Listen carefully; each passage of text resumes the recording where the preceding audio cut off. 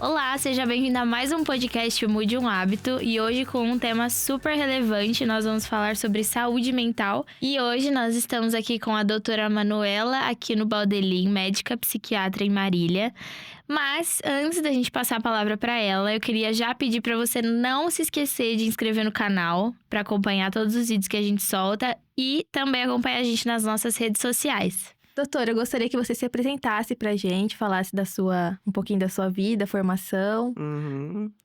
Então tá, eu sou Manuela, sou psiquiatra, vim para Marília com 17 anos, então vim para fazer vestibular e acabei ficando, né? Aí fiz a faculdade de medicina, fiz a residência aqui, nisso já estava namorando, e aí não deu mais para sair. Hoje, né, eu já sou uma marilhense praticamente, porque tenho mais tempo de vida aqui em Marília do que em qualquer outro lugar. Sim. Então, minha família, minha história tá toda aqui praticamente. Tá tudo aqui. Tem filhos, doutora? Tenho 2. Que gostoso. Doutora, entrando no tema agora oficialmente, a gente vai falar sobre saúde mental.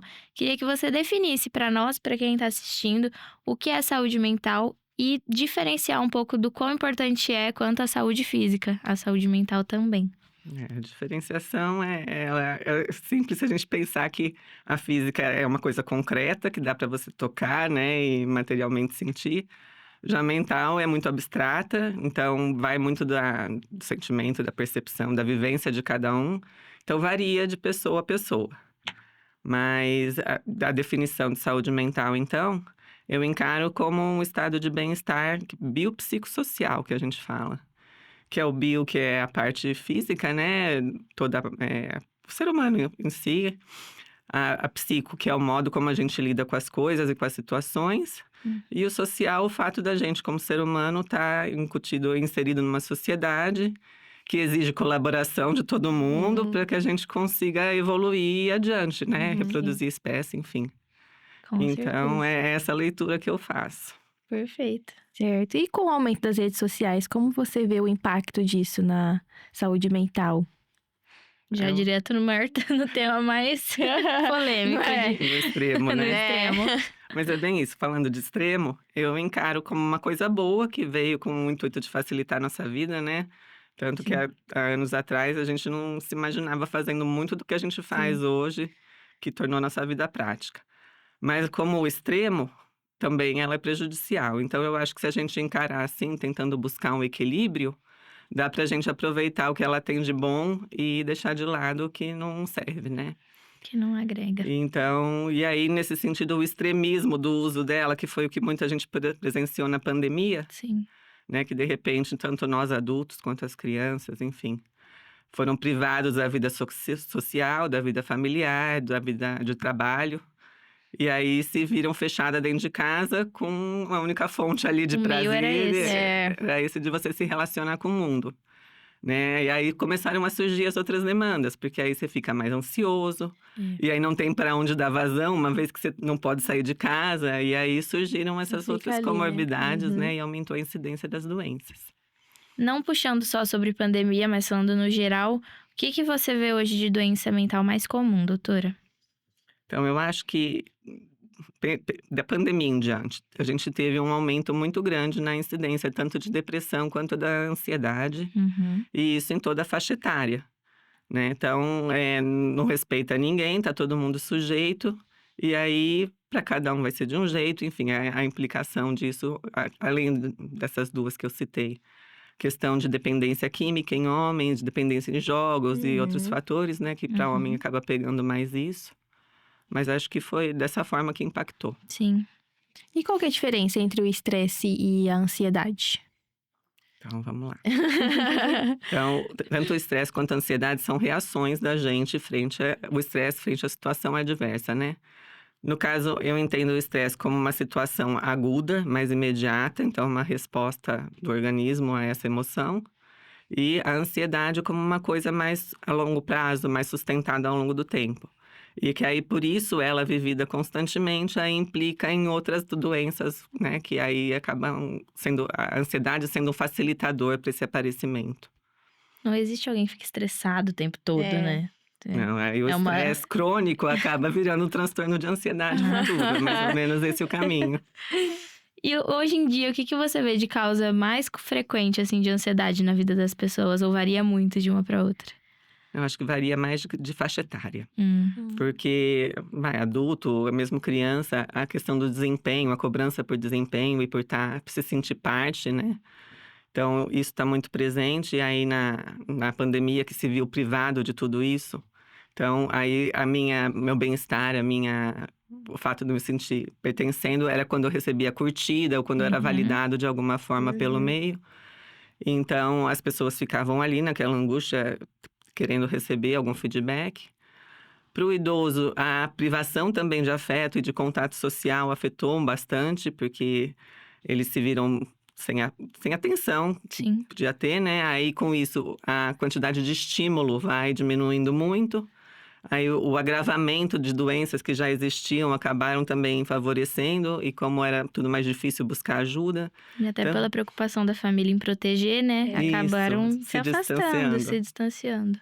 Aí você se vê numa saia justa, né? Por onde É, você correr, você vai acabar prejudicando de alguma Com forma. E aí certeza. tem que lidar com as próprias culpas. Quer Sim. dizer, o negócio vai vai crescendo. crescendo. E existe alguma técnica rápida para controlar a ansiedade no dia a dia?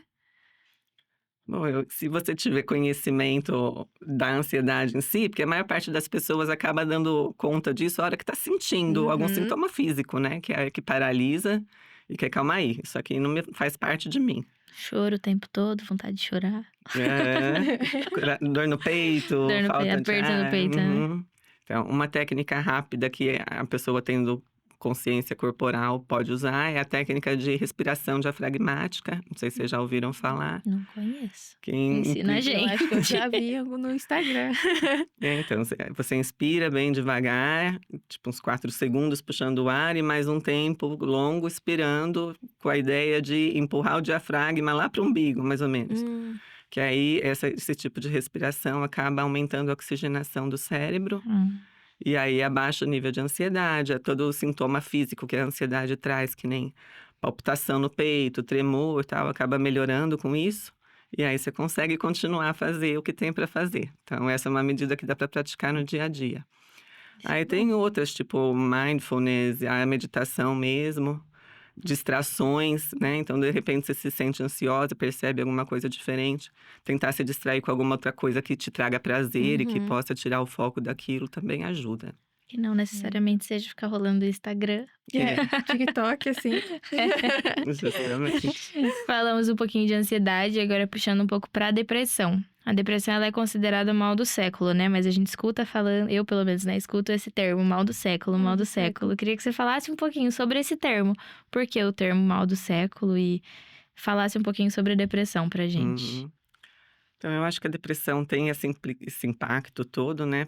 Porque ele atinge toda a faixa etária, então não poupa criança, não poupa idoso, enfim, com quadros clínicos diferentes, mas todo mundo acaba sendo atingido. Uhum. Além do que, é uma causa de falta de trabalho muito grande, de incapacidade laboral. Então, as pessoas acabam tendo prejuízos de médio e de longo prazo aí decorrente dela. A questão da suicidalidade, né, do aumento da taxa de suicídio também, que hoje em dia é muito mais falado, então a gente fala que acha que aumentou a incidência, mas de fato hoje em dia se conversa muito mais sobre Sim. isso, né? Então, por conta disso, eu acho, da incidência e do impacto disso ao longo da vida, que ela tem esse rótulo, né? A depressão ela é diagnosticada só com psiquiatra. Psiquiatra. Mas um clínico geral também pode. Ah, tá. Até se um médico de PSF, um clínico geral, percebe no posto de saúde, enfim, era interessante que ele já desse os primeiros cuidados, se não quiser tratar, talvez, porque não tenha traquejo, mas de orientar que busque ajuda, que não deixe Uhum. aquilo crescer, porque senão acaba acometendo as outras áreas da vida Sim, e a própria saúde física, com né? certeza. E da depressão ainda, quais são os sinais menos conhecidos para as pessoas ficarem atentas? Então, a depressão é uma doença que tem como característica fundamental a perda de prazer da alegria da vida, né? Uhum. Então, a gente vai abrindo mão das coisas que a gente gosta, e aí nosso mundinho vai se fechando cada vez mais. Então, com isso vem isolamento social, vem alteração de padrão de sono e de apetite, a agitação ou a lentificação psicomotora, alteração de padrão de sono, apetite, Então, todas essas áreas, consequentemente, acabam sendo impactadas. Um negativismo muito grande a respeito de tudo. Então, as pessoas sempre têm a tendência de levar tudo para o lado mais trágico. Então, se você conseguir ter uma escuta e perceber esses comportamentos no outro, Uhum. né, aí pelo menos abre espaço para você dar um toque e orientar para buscar ajuda. Porque questão de tempo, a continuar assim, vai só agravando. Sim. Verdade. E a família tem um papel importante, né, nesse É meio tempo fundamental. de. E como os pais, os familiares conseguem dar esse apoio, ajudar de alguma forma, Eu acho, até antes do diagnóstico, sem né? dúvida, né, eles vão perceber primeiro, né, Sim. principalmente em criança. Mas Essa era a minha dúvida. hum. Diagnóstico em criança é frequente? Assim, bebê, por exemplo? Não, bebê Bebê não, né? dificilmente, mas aí a partir do momento que você já tem interação com o meio, Ah, sim. aí essas mudanças de padrão que tinha antes, de repente deixa de ter, tudo são significativos e tem que ser tipo um alerta para você correr atrás de cuidado. Uhum. Então, hoje em dia é difícil por conta da correria do dia a dia de todo mundo. Mas o que seria o ideal? Né? Uma família acolhedora que conseguisse participar do dia a dia, todo mundo ter um mínimo de interação social ali sadia, né? Conversando do dia de todo mundo. Porque aí qualquer mudança de padrão mais abrupta e arrastada que você perceba, A família aí consegue perceber identificar antes, justamente. né? Sim. E aí vai checando as extensões, né? Como é que tá na escola, como é que tá em casa, como é que tá no trabalho pra gente adulto.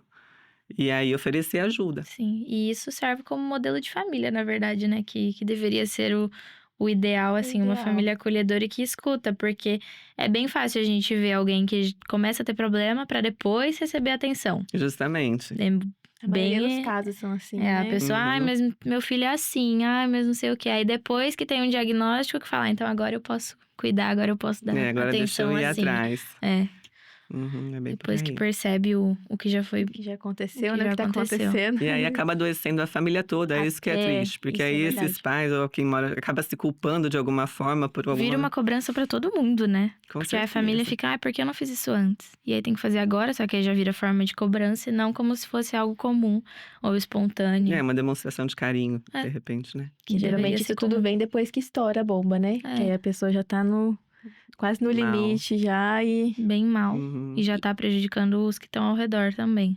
E falando do tratamento, ele é possível ser feito só com mudança de hábitos ou é sempre com medicamento?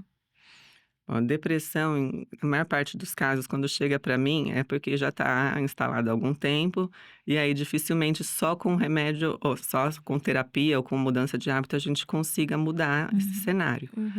Mas em casos leves, quando você pega no começo, de repente vamos pensar numa pessoa que percebe alguma mudança nela, tem algum familiar na família que já teve depressão, e aí fica com, calma aí, isso aqui tá me levando para como aquela pessoa ficou. E aí, no início de quadro, aí você consegue, de repente, só com uma terapia, ou com a mudança dos hábitos, organizar sono, ou dedicar mais tempo para atividade física, ou para algo que faça bem. Dar uma minimizada e, de repente, reverter o quadro. Sim. Mas na maior parte das vezes, não. É medicamentoso É. o tratamento. Sobre insônia, doutora, ela pode ser sintoma de algum problema psicológico maior? Ou... Então, sintoma não o mais importante deles, mas ele está presente, a alteração do padrão de sono em geral, tanto a insônia quanto o excesso de sono. Então, ele é um fator essencial aí para a maior parte dos quadros psiquiátricos. Qual é o tempo ideal de sono, doutora? Aí, do mesmo jeito que cada um tem o seu modo de reagir às situações, o sono, cada um vai ter seu tempo de sono. Para estar bem, a referência que eu uso muito é o quanto produtivo e de bem-estar você está no outro dia. Porque aí, conforme esse sono não vai sendo de qualidade, vai acabar impactando nas outras áreas também, né? Sim. Certo. Qual que é o Acho seu eu tempo preciso de umas sono? 12 horas pra ficar boa. Produtiva. E o Show. seu? Eu durmo umas 6 horas na noite. Só isso? E tá plena no dia seguinte, que bom. Não, mas eu gostaria de dormir acho que 8 horas. Porque a minha manhã ainda é um pouco arrastada, dependendo do dia. Ela não é tão produtiva assim, não. A minha tarde é produtiva. Uhum. Mas amanhã ainda depende de café. Dizem Bastante que acordar café. cedo e caminhar, fazer uma academia, já Eu deixa o dia tentei, daquele eu jeito, tentei, né? não É. consigo. Eu não consigo ainda. Não consigo. Não tenho Minha ainda. atividade física tem que ser no final do dia. Porque de manhã. Então, aí cada um tem um perfil, né? O importante é que faça e que aquilo tenha sentido, que vai ter um impacto positivo na vida. Sim, o meu senão- tem sentido de ser forçada só. Por necessidade pura. Porque eu sempre tô com alguém. É verdade. E como o uso de telas afeta o uso de telas antes de dormir afeta O sono. o sono? Então, as telas em si emite uma luz azul, que aí vai inibir a nossa produção natural da melatonina, né? Uhum. Que é uma substância que vai sinalizar para o nosso cérebro que está na hora de dormir. Então, quanto mais você estimula, aí vai confundindo, vai variando essa produção, e aí vai impactar na qualidade do sono. Com isso, ao longo do tempo, acaba afetando o ciclo de sono-vigília. Aí, durante o dia, você fica menos produtivo, mais estressado, mais reativo, e aí o ciclo da doença está instalado, né? Entendi. É mais ou menos assim o E caminho. técnica pra dormir? Tem alguma dica pra gente? Aí, que hora você dorme? Ai, umas 11. Então, próximo do horário, quando estiver anoitecendo, que aí a nossa produção de melatonina começa, tentar ir desacelerando, para ir preparando o corpo para esse momento, então, né? Então, evitar excesso de luz, de barulho, gerenciar o tempo de tela, né? Então, a partir de certo tempo, 2 horas antes de dormir, não usar mais. Deixar. Difícil. Que difícil. Daí tem que mudar hábito, Sim, né? totalmente Dormir mudança sem de ver se alguém hábito. mandou mensagem? É. Sim. Deixar o celular longe também seria uma estratégia. Aí, o que mais que a gente pode pensar? Só refeições leves, né? Porque a digestão acaba atrapalhando também, não beber muito Sim. líquido. Não beber Não muito beber? líquido? Porque acaba facilitando que a gente Eu acorde acordo várias 2 vezes à noite na pra noite fazer pra fazer xixi. xixi e me sinto uma idosa. E tem horário certo ainda. Eu acordo umas 3h30 e umas 6 horas. Só que É. aí 6 horas me dá um nervoso, porque já é perto da hora de eu acordar De mesmo. levantar. Uhum. Aí eu já falo, ai, não acredito que eu tô acordando agora pra ir no banheiro. Não esperei mais 15 minutos. Mas aí Nossa. consegue voltar a dormir. Difícil. Difícil. Então, aí já começa a picar. E é pica. isso ao longo do tempo que não é bacana, né? Sim, com certeza. E aí, para quem tem dificuldade de iniciar, tentar alguma técnica dessa de relaxamento que a gente conversou para ir facilitando esse início, Da né? respiração também ajuda? Ajuda, mindfulness é legal também, que acho que nós vamos conversar sobre. Eu não tenho costume de meditar. Nem eu. Não consigo Não ficar. tenho, mas é parada um bom hábito, muito tempo. na verdade. Doutora, eu queria pular agora, pular não, né? Avançar pra gente entrar no assunto de burnout, que é um assunto muito falado. Eu não entendo, na verdade, eu tenho muita curiosidade sobre. Uhum. Queria saber sobre os sintomas do burnout, se tem relação com algum outro que a gente já falou aqui hoje. Tem total relação. É. Porque o burnout é um estado de esgotamento, tanto físico quanto emocional, localizado no ambiente de trabalho. Então, aí vamos pensar numa situação estressora vivida continuamente ao longo do tempo. Isso em si gera fadiga, gera exaustão, aí com o tempo acaba trazendo sintomas físicos do tipo dor de cabeça, insônia, alteração de padrão de sono, dores diversas também, outra coisa comum que os pacientes queixam. Dor? Dor no corpo, que acaba somatizando de alguma forma, Sim. né? Então, aí acaba implicando na parte física. Então, é o estresse na parte física agora que a gente estava falando. Sim. Então, os sinais geralmente são esses.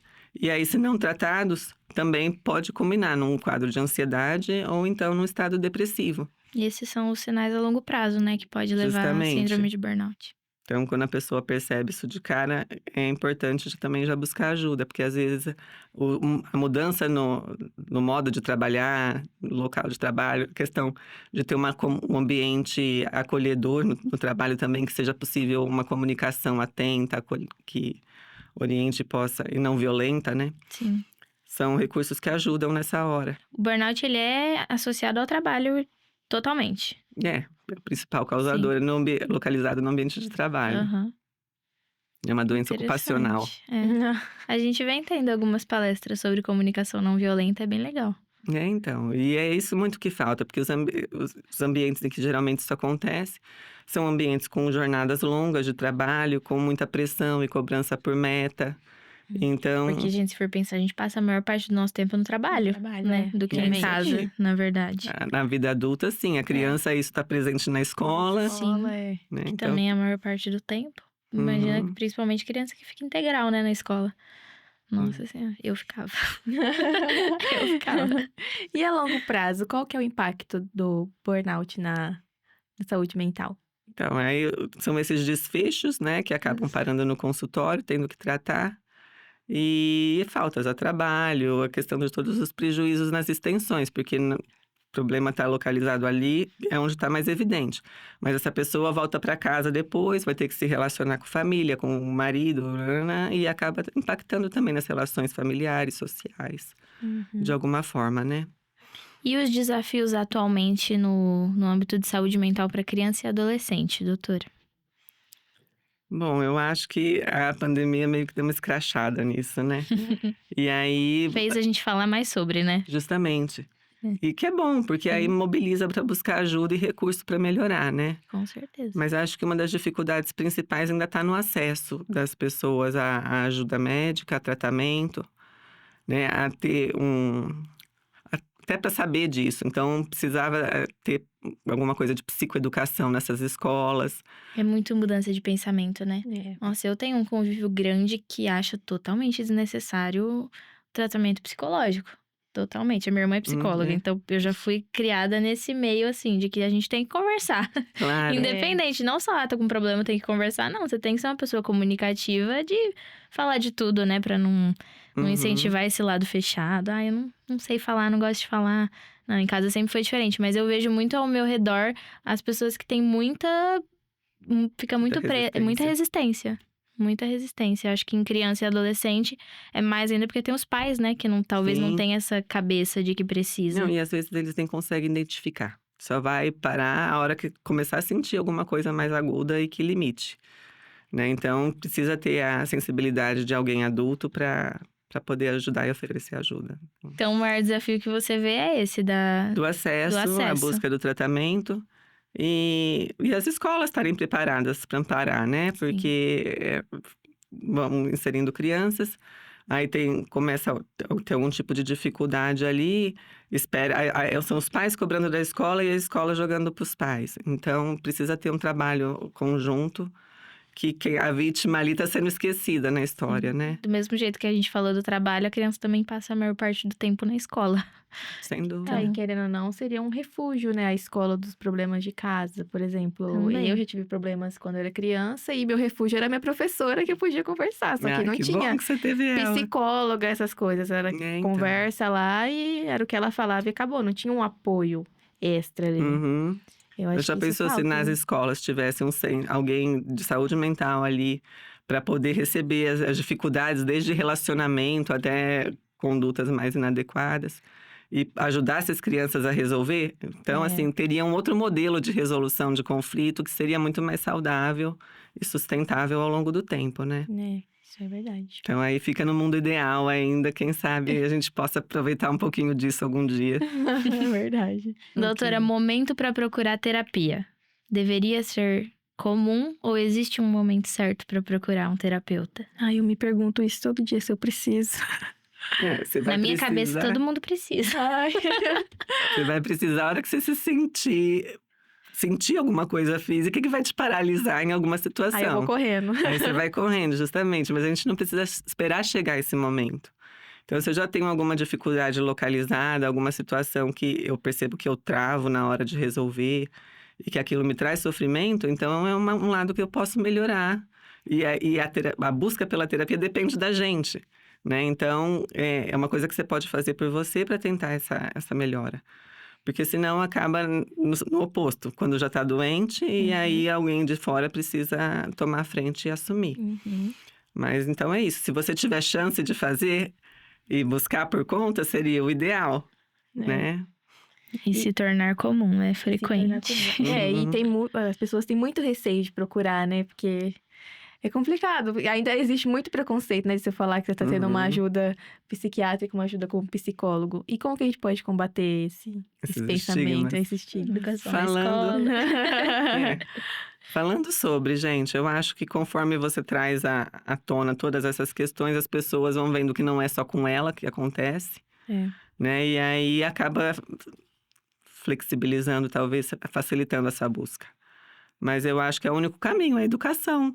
Sim, né? É verdade. Por muitos anos se passou tentando esconder doença psiquiátrica, mas hoje em dia a gente, se não tem ninguém da família que sofra, sempre tem alguém conhecido que está passando. E aí vamos humanizar isso porque faz parte da condição humana. Sim. Verdade. Como viver uma vida plena sem uso de medicamentos? Aí a gente volta para o que vocês dominam mais que eu, que é a questão dos bons hábitos que vocês Sim. tanto pregam, né? Sim. Que é isso, vai garantir, então, uma boa parte de… Mesmo que os estresses aconteçam, que as situações difíceis ocorram, que a gente não sofra tanto por isso quanto poderia sofrer. Então, se você cultiva hábitos de atividade física, sono regular, uma Boa alimentação alimentação. regradinha, tudo isso é substrato para uma qualidade de vida bacana. E vive em uma sociedade boa, né? Que não tenha pensamentos que te façam ir pra baixo. Negativos. É. Pensamentos Então, mas aí que tá, e quando você estiver querendo mudar a sociedade, tá fora do seu controle É, e tá aí fora a do gente controle. acaba sofrendo. Então, se a gente tentar mudar o que tá ao nosso alcance, aí já diminui essa distância. E a gente acaba virando referência, né? Pra Sim, quem tá ao sem dúvida. redor. E acaba atraindo isso também, porque esse tipo de comportamento vai atrair pessoas do mesmo jeito, Sim, né? Então, o caminho é esse, sem eu dúvidas. acredito. É. Pra viver uma vida plena. Uhum. Agora a gente realmente vai falar sobre o mindfulness, Tá que é a bom. meditação. Isso. Então, você poderia falar meditação. Então, o que é e como ajuda a meditação, doutora? Então, a meditação, o mindfulness a gente estar presente e focado naquele momento, sem pensar em futuro, sem pensar em passado, né? Que o pensamento preso ao passado acaba sendo mais depressivo e quem se aprende muito ao futuro acaba ficando mais ansioso. Então, quando você foca no presente, isso de certa forma permite que a gente preste mais atenção nos estímulos do momento, consiga aproveitar mais as relações de tudo que a gente está fazendo. E aí melhora a nossa produtividade, a gente consegue aproveitar melhor as relações interpessoais e, de certa forma, voltar no bem-estar, né, geral. Como você faz isso na sua casa, doutora? Você para em um lugarzinho quietinho, em um espaço de natureza? A natureza é uma coisa que me deixa bem. Natureza e… Eu gosto muito de caminhar. Então, esse momento da caminhada eu tenho pra mim e acaba me ajudando muito depois, que eu desacelero, aí eu consigo parar pra cuidar das coisas com mais carinho e atenção. E como você desacelera? Não sei. Não desacelera. Eu acho que é Dormindo. Dormindo. Dormindo, eu fico mais calma. Ou quando eu tô comendo um espetinho. Você também, né, Rafa? Excelente, é. Não, eu Programa de vocês. desestressava muito quando eu fazia Muay Thai. Parei, precisava voltar. É verdade, Nossa, eu adorava é fazer uma Muay boa Thai. estratégia. Adorava. Nem por desestressar no Muay Thai, assim, dito porque eu tô dando soco, mas desestressava mesmo, achava. A cabeça vazia, né? Saía de mim, assim. Era gostoso, mas parei, faço academia agora. Aí eu não faço nem academia, amiga, então. Vou buscar alguma Tô coisa precisando nesse achar sentido, alguma coisa meninas. pra Com ocupar minha certeza. cabeça. É. Uhum. E o autocuidado, como ele pode se tornar uma prioridade na vida de pessoas com a rotina muito agitada? Então, eu acredito nisso como uma questão… A pessoa vai acabar buscando isso quando no momento que ela não tá bem. Porque aí ela se mostra disposta a tentar alguma coisa diferente. Porque enquanto não for prioridade, esse autocuidado vai estar sempre sendo suprido por alguma outra tarefa, né? Mas aí, de fato, uma vez que ela comece, seja com um momento para o seu Muay Thai, para caminhar, para você para dormir, que seja. Comer um espetinho. Uhum. E aí percebe que aquilo faz bem e tal, é mais fácil para você manter, né? Mas o início dessas tarefas que é o mais difícil. Então, uma vez que você se conscientize e torne isso uma prioridade na sua vida, com certeza o benefício disso vai vir como consequência, melhorando não só o seu bem-estar físico, né? Mas o mental principalmente, te tornando mais resiliente, vamos dizer assim. E genética influencia no surgimento de doença mental? Influencia, sim, é um dos pilares, né? Como bem-estar biopsicossocial que a gente estava falando, a parte da genética tem um peso nisso, mas aí não dá pra gente resumir tudo nesse único ponto, porque seria muito simplista. Aí vai muito do que a pessoa adquire de bagagem ao longo da vida, com as experiências de vida, o modo como lida com o estresse, né? E as influências do ambiente nisso tudo. São as 3 grandes variáveis que vão impactar no aparecimento. Uhum. Então, você pode até ter a genética, mas se você, de repente, é uma pessoa de bem com a vida, que tende a não se preocupar, tem uma atividade que não demanda muita preocupação em excesso e tal, pode ser que esse gene se manifeste, que você passe a vida toda sem ter doença.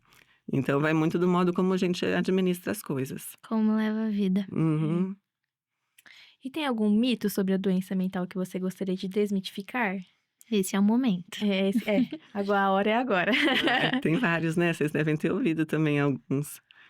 Acho que um dos mais comuns é que doença mental é depressão, é de preguiçoso, é falha de caráter, né? Que aí quem tem alguém na família de modelo para contestar e sabe a história de vida de cada um consegue combater. Além de que remédio psiquiátrico vicia, é uma outra crença que está incutida aí nas pessoas. Mas que não, que remédio psiquiátrico do mesmo jeito que tem os que viciam, né? Mas que geralmente a gente não usa por longo tempo. Mas os mais rotineiros não usam, não causam dependência e são necessários. Ninguém vai usar de modo irresponsável. Uhum.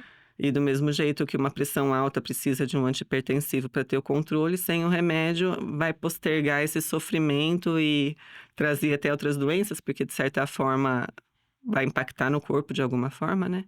Então, ao invés de vai tomar 2, 3. Então, são coisas que a gente tem que botar na balança para avaliar. O que mais de mito, gente? Vocês lembram de algum que vocês queiram tirar? Eu acho que eu não lembro. Eu também não. Eu tinha essa da depressão, que todo mundo fala, né? Todo mundo fala assim, né? Quem não tem o entendimento sobre fala. Mas eu acho que outros eu não tenho. E que doença psiquiátrica talvez seja coisa de louco. Então, por isso eu não vou, eu não procuro. É uma causa de estigma, né? Isso é um grande estigma, né? Que a Uhum. sociedade tem, que até não só com psiquiatra, mas com terapia também, né? Qualquer tipo de cuidado com a saúde mental é porque… Às vezes, porque você não tem fé. Aí já vai Justamente. para outros caminhos, né? Uhum. Sim. Mas que Existe. também, assim, são níveis, né? Então, existe esse tipo de quadro psiquiátrico, mas que na sua maioria, ainda mais hoje em dia, não é o que a gente está vendo. A gente está vendo muito mais depressão e ansiedade no dia a dia geral. Uhum. Que não são doenças que vão levar à loucura, no caso, a não ser quando associadas com alguma outra comorbidade. Eu ia finalizar perguntando quais seriam algumas mudanças que você gostaria de ver daqui pra frente, tanto mudança de vida quanto, enfim, de tudo, mas acho que a gente já falou muito disso, eu acho que é muito de mudança de hábito, né? O que acho que todos gostariam de ver, né? Uhum. É maior aceitação, maior conhecimento sobre o assunto. Falar sobre, né? Sim. E eu acredito muito em educação, gente, psicossocial, vamos dizer assim. Então, eu acho que se as crianças forem treinadas a identificar as emoções, a conseguir resolver suas dificuldades, ou se não conseguir resolver, buscar ajuda para isso, então a gente vai diminuir bastante a quantidade de adulto doente, e com isso, criminalidade, internação e tudo mais, né? Então, é meu sonho de consumo, inteligência emocional em escola, sabe? Sim. É que a gente tem que começar desde pequenininho, né? Justamente, Nossa, dentro de inteligência casa. emocional em escola seria excelente, né? Excelente. Uhum. A gente até vê, assim, algumas escolas trabalhando com isso, eu acho muito legal. Mas ainda deveria ser geral, né? Deveria ser uma matéria parte do obrigatória, currículo, parte da né? grade curricular obrigatória das escolas. E é isso, chegamos ao fim do nosso podcast. Pra mim passou rápido. Mas antes de terminar, eu queria só fazer um joguinho. Um bate-bola. Explica pra quem Eu tá vou assistindo falar- também. Vou falar alguma coisa, um filme, uma viagem, você vai falar a primeira coisa que vier na sua cabeça, tá? Tá bom. Não Então, precisa vamos lá. pensar muito. É. Então, vamos lá, um filme. Ai, pensando nisso tudo que a gente conversou, eu vou falar divertidamente. É verdade. Que eu acho que pincela e traz à tona pra gente refletir e parar pra ver, aplicar isso na nossa vida, né? É. Todos assistam. Todos podem assistir divertidamente. Ainda não assisti. Ai, vale a pena. Vou assistir. É uma viagem. Pode ser já feita? Pode ser? Então, eu tenho memória afetiva das minhas viagens pro Nordeste. Eu tenho família lá. Então, de passar os verões lá. E contato com a natureza, atividade física, convívio social de família, né? Tudo que a gente precisa para estar bem. É mesmo. Então, eu acho que também ajudaria aí como parte do que a gente conversou, para trazer um Se falar modelinho. uma viagem, eu também falaria Nordeste. Muito bom. É um esporte. Minha caminhada não é esporte, então eu vou falar natação. Natação. Que eu acho legal. que é completo, né? De certa forma, dá para todo mundo praticar. E traz um impacto diretamente no nosso bem-estar geral, administrar a emoção, gerenciar nosso estresse, enfim. Então, é uma atividade bem completinha. Um livro. Eu li recentemente um que chama Geração Ansiosa. O autor chama-se Jonathan Haidt, se não me engano.